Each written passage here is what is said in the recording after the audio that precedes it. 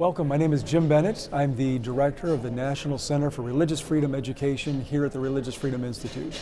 We're really excited today because we've got a special guest with us, David Burrowes, a longtime friend of RFI, someone who's provided meaningful leadership in the whole religious freedom space. Formerly, he was the Prime Minister's Deputy Special Envoy for Freedom of Religion or Belief, and has now actually moved on to some very interesting opportunities. So David, if you could, first of all, welcome, of course, and then tell us a little bit about some of these new things that you're doing. Yeah, so I mean, we're in different seasons. We all know different political seasons, and the season I'm in now, I'm no longer the Prime Minister's Deputy Special Envoy, is continuing with supporting the chair of the International Religious Freedom or Belief Alliance. But aside from that, there's been a long-standing, somewhat in my way surprising concern for cultural heritage. In my both faith journey and in my advocacy for religious freedom, I haven't ordinarily gone straight into the issues of cultural heritage, but not least during my time in Parliament when I had concerns about trafficking of people, about the issues of human dignity and human rights, not least because I saw what was happening in places like Cyprus, and I had a large diaspora in my constituency that I represented in Parliament. I then went to see the destruction of heritage, that this was people's villages, but also particularly their churches and their cemeteries that had been destroyed and desecrated, and they'd almost lost their connection because of the issue of conflict, and that can be replicated across lots of countries, Armenia, Syria, Iraq, Cambodia. You could plot this. Sadly, the autocrats, the invaders, will target not just people but also their heritage, their identity. And so that took me on that journey in Parliament to seek to ensure that the government was exercising its responsibilities right on international conventions, the Hague Treaty, but also to try and see what we could do more to protect cultural heritage, which, to cut a long story short, brought me back to work with Tasula Hajatofi, known as the Icon Hunter. Wonderful book that she's written about her hunting down, a bit like the Nazi gold hunting. She's been hunting down the gold from Cyprus to try and repatriate it to her beloved island, which led us together to found, just actually a couple of weeks ago, it's hot off the press, in the UK, this charity, the Cultural Heritage Protection Foundation, to try and bring this awareness to light, to educate us all, to make sure it's an international exercise of trying to ensure that people's cultural heritage matters, and that where we possible we can repatriate or at least find a safe place, a safe harbour, if not safe passage, to tell their story better. That's wonderful. Now, some of these things that you're describing, I think most of us often think of terms of happening in certain fragile contexts. Is this really a global problem, or is there a certain region that is giving you, particular opportunities?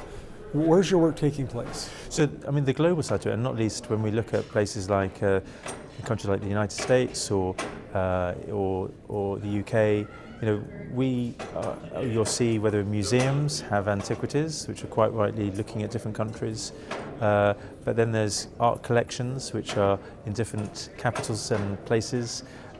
There's a trade in antiquities. And there's a murky area as well, where people are either seeking to exploit that or afraid of how to handle issues of antiquities that have been in these places of conflict, and how to actually bring them to light. And we're trying to make that a safe place to do that. And so it is a global phenomenon that wherever there's conflict and there's looting and there's pillaging, that this then becomes a global trade. There's certain countries that we're particularly honing in on, like Cyprus and Armenia, Syria and Iraq and Egypt, and places where there is both an extraordinary civilization heritage. I come from obviously the Christian faith and see the extraordinary importance of telling that story for Christians as well as others as well, but civilization as well. And we must have an ongoing concern on behalf of those in those countries and those, particularly the diaspora, who felt that that's been lost. And we want to make sure that where possible, it's not lost, and certainly the story behind it. And we can use digital means as well as physical means to try and repatriate that to us all. Yeah, exactly. Well, we've described this as sort of a new venture to an old problem. Yes. But it is relatively new from a legal entity standpoint, I suppose. It But is. what do you need to take the next step? Like what partnerships, what sort of support? Yeah. I mean, how is this thing going to grow and really accomplish what it was meant to do? Yeah, so we're kind of really reaching out to the diasporas who've seen their heritage lost, seen it pillaged, seen it looted, and also destroyed, to try and say, look, come to us to help partner with us. There may be those with us who may want to sort of fund and support that particularly. There may be indeed those who have art collections who think, what do I do with this? I'm coming to the end. How do I show some legacy to what I've done, but also have a place to encourage a donation of that, and a way that we can then either return those to their home or at least tell that story. So there's a range of issues, but anyone who's concerned in that area to contact us. We're a startup, we're developing that, and we welcome a conversation with people so that we can work together to really show the true human dignity that is at the heart of cultural heritage. And we can certainly make that contact information available, but is there a particular way that you would encourage someone who's watching this right now that says, you know what, I've got an opportunity, or I could use the help of this new foundation? What's the best way to contact you, or at least someone in? Yeah, so if they search up Cultural Heritage Protection Foundation, or to cut a longer story short, is the Hajitofi Foundation. It's Tasula Hajitofi. In fact, look up Tasula Hajitofi, and you'll find about her and her incredible story that should motivate you to do something about it.